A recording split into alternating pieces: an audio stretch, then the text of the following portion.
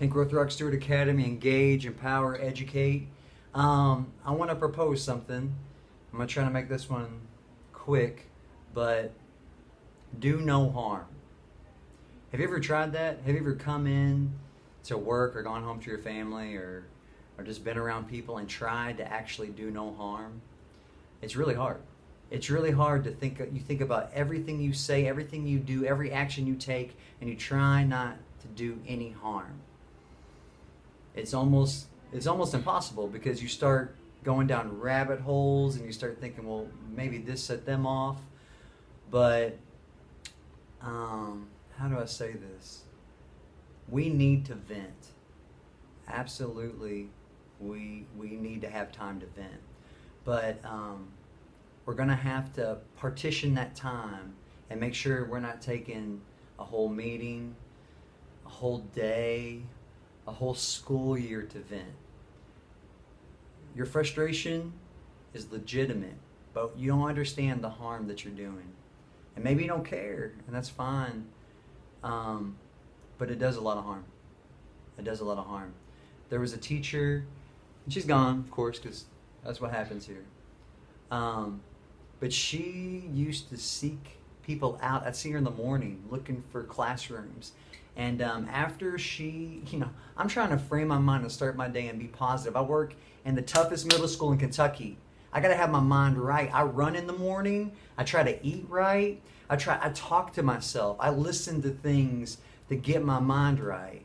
I go to my God. I do all kinds of stuff to try to get my mind right. That is what I do as an adult. And that's what we got to do as adults in this school. But this teacher, she would find me.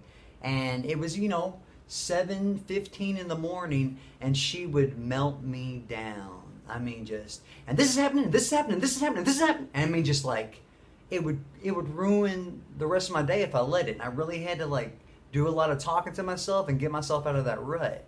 I got to the point where a grown man would see her way down the hallway, and I would close my door and I would turn off the lights and I would eat my Pop-Tart in the corner so I didn't have to start my day with her. I'm not so worried about me. In my position, I'm the person you vent to. I'm the person that tries to help you find solutions. I'm not talking about me. I'm talking about your coworkers. I'm talking about your team. I'm talking about your school. If all we do is vent, then where does school culture go? If we're not trying to be resilient, pull ourselves up and try, we can't let our first period affect the rest of our day. We got to shake it off. We got to be resilient. We got to get tougher, or we're not going to survive, and the school won't survive. We have to do that. We have to think about, when I say this, the harm that it's going to cause. I'm not saying don't vent. You got to vent. You got to have critical friends. You got to have people you go to. But if all you ever do to this person is vent to them, do you really care about them? Are they just this punching bag that's just taking all your crap? We got to be responsible with our words. We got to be responsible with our thoughts. We have to take charge of our emotions. Yeah, it's tough here. What's the good that happened? Why am I pointing out that stuff? Why am I talking about this stuff? Why am I saying praise the behavior you want to see to the kids? Because there's a lot of bad behavior. And so those 20 kids never hear anything good. So when you're praising the good, you got to praise the good in your day too. You got to find those victories and you got to praise them, or you're going to get torn down and you're going to get worn out and you're going to be gone before you know it. There's a lot of year left, and it doesn't have to go this way. You can change that. You can. Or you don't. Or you just end up staying miserable. But I know there's a lot of people that have come through here, that have stayed here, that have worked here, that for the most part have enjoyable days as they come through. It has been tough stepping out of the classroom and then trying to help people, because I'm stepping back into my first year at Stuart, which was horrible.